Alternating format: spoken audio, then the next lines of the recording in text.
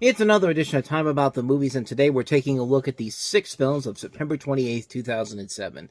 And once again, a wide assortment of various different things. We have a comedy starring Dwayne "The Rock" Johnson, and we have a new film from Ang Lee, we have a independent film that somehow became some kind of Office-like series on NBC that was absolutely terrible. We have a new Wes Anderson movie. We have a ensemble action film with Jamie Foxx among the cast in it, and another ensemble film with Greg Kinnear and Morgan Freeman from the director of Kramer vs. Kramer. But before we get to all of those movies, let's talk about the biggest new release of the weekend, which was, of course, Dwayne Johnson in The Game Plan.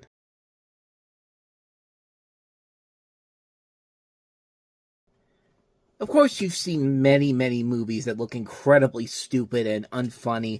And yeah, The Game Plan definitely was one of those movies that really felt like it was going down that path. But this is a movie I actually do kind of really enjoy, regardless of how stupid it is.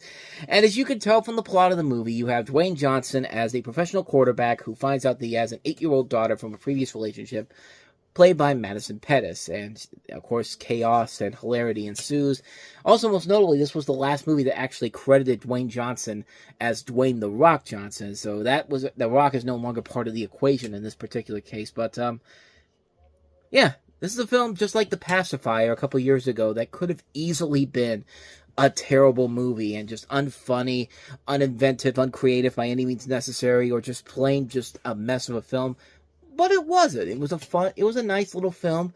Take the family to see it and have a good time with it. And this movie in particular is definitely in that same category. And I think what elevates it to another level is Dwayne Johnson's performance in the movie. I mean, the trailer has some really good funny moments. I mean, I love that bit at the end with the fact he's allergic to cinnamon. He's got to do his commercial. He's just like, "Boston Rebels, get the magic." Just the way he's saying it, even though he's got this allergy to it. Like, he's great in the movie. He actually is very well done in this film, and his relationship with his daughter, Madison Pettis, it's really good. You also have Rosalind Sanchez in here, Morris Chestnut, Kira Sedgwick. There's a lot of good people involved in the cast in the film that elevates the film to another level. Yeah, it's not a great movie by any means necessary, but it is a entertaining film regardless. It's a film that works for everything that they're going for. I mean, yeah, it is what it is. I mean, you watch the trailer for it, and yeah, if you don't know what you're going into it already, you're going to be disappointed by it. But if you go into it knowing, you're probably going to see either a really, really bad sports family comedy or a family comedy that actually does kind of have a little bit of a surprise heart to it. And that's what I got in the latter. It does have a little bit of a heart to it. It's a very well done film for a Saturday afternoon. If there's nothing else on TV, you can watch it on Freeform or the Disney Channel and have a good time with it. It is what it is. I mean, it's a stupid movie, but a fun stupid movie, and I kind of admired it for what it was trying to do. It was actually kind of a much better movie than I thought it had any intention to be, quite honestly. So I do recommend it. I actually think if you go into it with the right mindset, you can definitely find a lot to admire about the film. I thought it was pretty good, so I recommend The Game Plan as a good, fun, Saturday afternoon type of movie to watch with the kids. But other than that, though, I mean, it's not a bad movie by any means necessary. It certainly could have been a whole lot worse than what it actually is. It's actually a pretty decent film overall, So with that said, that's The Game Plan. Let's go ahead and move on to the next movie, and that is Peter Berg's latest film, The Kingdom.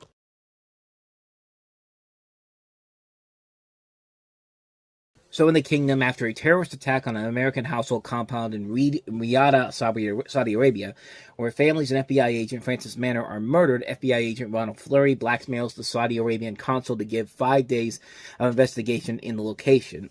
He travels with an agent, Grant Sykes, Janet Mays, and Adam Levitt, to avenge their friend and try to find those responsible for the bombing. The agents find all sorts of difficulties in their investigation, but they are supported by Colonel Fariz Al-Ghaza, who advises the team to how to act in a hostile environment. And as I said, this was directed by Peter Berg, who has made a lot of really good movies as a director, and this features a cast that includes some very notable names all across the board, as the aforementioned Jamie Foxx, Chris Cooper, Jennifer Garner, Jason Bateman, Jeremy Piven, Richard Jenkins, Tim McGraw, Kyle Chandler, Francis Fisher, Danny Houston. I mean, a lot of notable names all across the board in the film. It's a movie I actually really enjoy. I think it's a very entertaining action thriller. The action elements are very good. It's a very engaging and intense movie. It gets gritty when it needs to be. It gets darker when it needs to be. It's a film that just works all the way across the board. It's a very entertaining film, very intense film. There's a lot of really good actors in the movie that carry the load. It's definitely a film that I don't think got.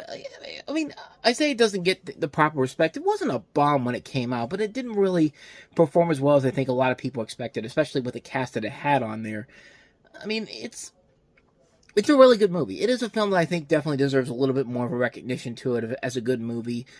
As it is, yeah, it's a really good film, and if you like some of Peter Berg's other works like Lone Survivor, you can definitely get a lot from this movie in particular to really appreciate. I thought it was very good. I highly recommend it. Check out The Kingdom. With that said, on to the next movie, and that is Feast of Love.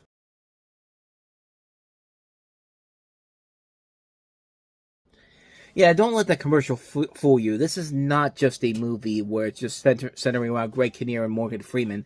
This is an anthology film, kind of, with the stories all kind of connecting together. But in the film, you have a group of friends living in suburban Oregon coming into contact with the sensual free spirit of Chloe, played by Alexa Davalos, who changes their outlook on life in the most unexpected of ways. You have a college professor and writer named Harry sitting quietly in the coffee shop of his tightly knit Oregon community, and the local residents all around him are basically being swept up in the magical mischief of love.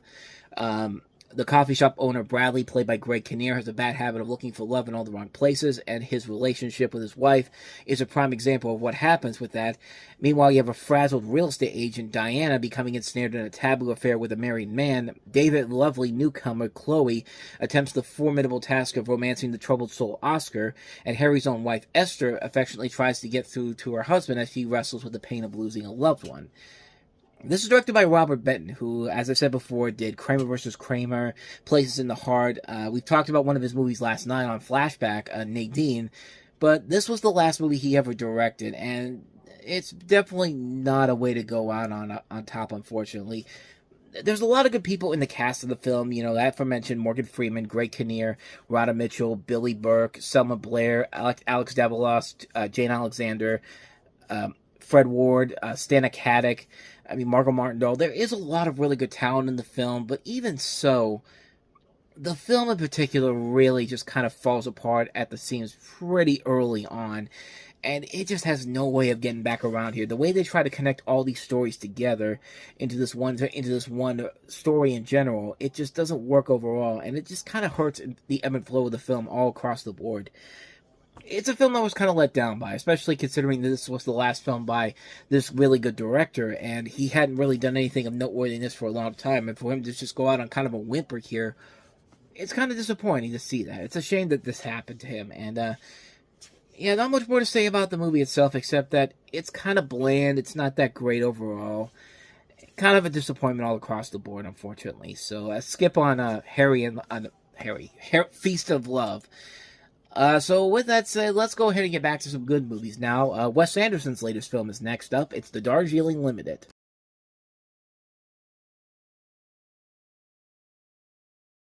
Yet another really good Wes Anderson movie that didn't get the best overall reception when it came out. It was a big hit with critics, but not as much of a hit with the general public compared to his other movies, The Royal Tenenbaums and The Life Aquatic, but it's another masterpiece of a movie by Wes Anderson, where you have Owen Wilson, Adrian Brody, and Jason Schwartzman as three estranged brothers who agreed to meet in India a year after their father's funeral for a spiritual journey aboard this luxury train. And you have these other characters played by Wally Wolodarski, Babette Schroeder, Angelica Houston.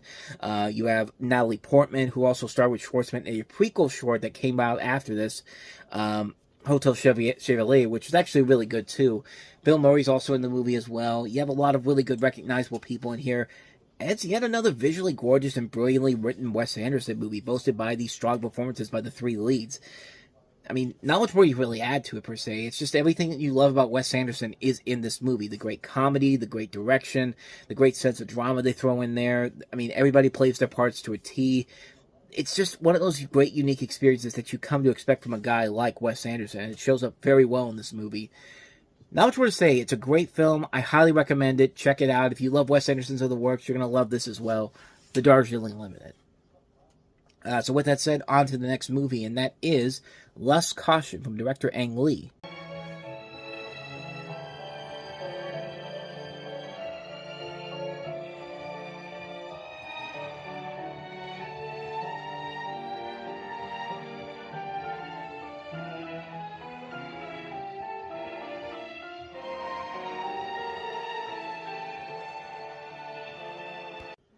one of the few examples of an NC-17 movie being really, really successful, as this was the highest-grossing NC-17 rated film of all time, and it still has held that record ever since. And talk about a difference for Ang Lee going from Brokeback Mountain to this. This is based off of a book by Eileen Chang, and it's set in Hong Kong in 1938 and in Shanghai in 1942, where the city is occupied by the Imperial Japanese Army and ruled by the puppet government led by Wang Jiwei. The film depicts a group of Chinese university students from the University of Hong Kong who plan to eliminate a high-ranking special agent and recruiter working for the puppet government by luring him into a honey trap. The film is generally accepted to be based on the historical event of Chinese spy Xing Pingru's failed attempt to assassinate the Japanese collaborator Ding Mun-kun. And you have a cast that includes Tony Lang Zhua and Tang Wei, and also Joan Chen, of course, is in the film. And for an NC-17 movie, it's a really good film. It's definitely a very good mix of an erotic thriller, a spy film, a romance, a mystery, a drama, all meshing together very well here, and you expect that from a director like Ang Lee. And even though there is a lot of erotic scenes and a lot of nudity in here, it's not the main focal point of the movie. You could still tell a really engaging story here without just being seen as a snuff film, like something like Showgirls was unfortunately tied to the NC-17 rating for. But this is a film that does the rating well here. It has a very good story here. It's not afraid to go as deep as it needs to go to tell this story. And it's really impressively done. These actors put a good story could have put a good effort to make this work, and it's a very underrated film from Ang Lee. It doesn't get the attention like his other works does, but I thought it was actually really well done. I think it's a very entertaining film. It's one I definitely recommend checking out. Less caution, definitely check it out. With that said, let's move on to the last film we have here, and it's Outsourced.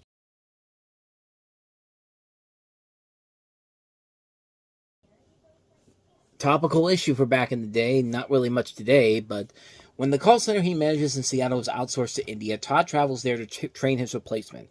Housed in a new building that looks like an above-ground bunker, the call center is staffed by willing novices whom Todd trains to sound American. One star of the staff is Asha, who teaches Todd that he should learn about India and proceeds to do just that. And I bet you're all wondering the exact same question that I had whenever this was made into a television show a couple years later. How the hell did this movie turn into whatever the hell this garbage was supposed to be? Charlie Davies, I run the call center for All-American Hunter. Looks like you got the B team, my friend. They probably don't know squat about America. What's the A team over there? They all work for the big boys like Intel and Apple. They've all been to the States. They've even studied all our different accents. No way. Hey, you. Come here. Yes? What is it? You know what grits are? Well, grits is just ground up corn. I tell you what, my mama used to make the best grits. All right. I'd be sitting on the front porch with my hound dog, Freedom, sipping on all some right, soup. enough. Yeah, they took this small independent movie and tried to turn it into the next Office. So much so that they literally forced the show opposite The Office. They pushed back the season premiere of Parks and Recreation to try to give this show the best ratings it could. And the cast and crew tried so hard to save the show when nobody else gave a shit about it. This was a show that was poorly reviewed by everybody. Nobody wanted to watch the show, and at some point they realized that okay, you win, America. We didn't know what the hell we were thinking, because that show is absolutely terrible and is a complete dismantling of what makes the movie work, because the movie is actually really good. It's a very engaging story that, like I said, was very topical for the day, where you have, somebody, being forced out of a job, and, it's because they're moving all these jobs to other countries, and so this company has to bring this guy into that company so they can teach him how to do his job in general. And it's not just that, and the great thing about this movie is that it's not just about that. There is more to it than just that story. There is the relationship between him and this girl that she finds working with in India, and it's a very good film. It's actually a really enjoyable movie that works because these two have great chemistry together. The jokes in here are very good. I mean, they're not just sitcom jokes like the terrible sitcom that came after it. Like, the worst thing that happened with this movie was that show, because it basically made people never want to watch the movie in general. And it's a shame, because they really do miss out on something that actually is very charming, very funny, very creative, very visually pleasing to look at. And it is such an enjoyable film. It's a really enjoyable movie that, Hell, I didn't even want to watch it after I saw how bad the TV show was, but I gave it a chance, and I'm glad I did, because the film was actually really damn good. So yeah, if you ever watched the original that outsourced TV series and thought, wow, I never want to watch the movie, why not give the movie a shot? I mean, it's definitely a whole lot better than that show makes it out to be. It isn't just another rendition of The Office. It's more than that. It's a much deeper story. It has characters that you really do like, and it has jokes that are actually very funny, unlike anything that was on that terrible NBC show. So watch Outsource the movie, avoid Outsource the TV series. And so with all that said, we wrap up this edition of Time About the Movies as we jump into the month of October with 5 more movies, including the Farrelly Brothers' latest movie with Ben Stiller and Malin Ackerman, the remake of The Heartbreak Kid, another attempt to try to create a new fantasy film franchise for kids, The Seeker, The Dark is Rising, another attempt to create another Stomp the Yard type of success with Feel the Noise, George Clooney's latest movie, directed by Tony Gilroy and Michael Clayton, and also the final cut of Blade Runner, Ridley Scott's last version of the original Blade Runner, re-released 25 years after the film's original release. So we'll take a look at all 5 of those movies coming up on the show. That'll be coming up on tomorrow's show. But until then, thank you very much for watching, and if you like this video and want to see more episodes like this, please go ahead and hit the playlist on the next page, check out the previous episode, and also don't forget to hit the like, subscribe, notification button, and the bell, because you get updates on when new videos come out, and we do post new videos here every day. Now, with all that said, I am off. I will see you guys next time, and until then, as always, take care.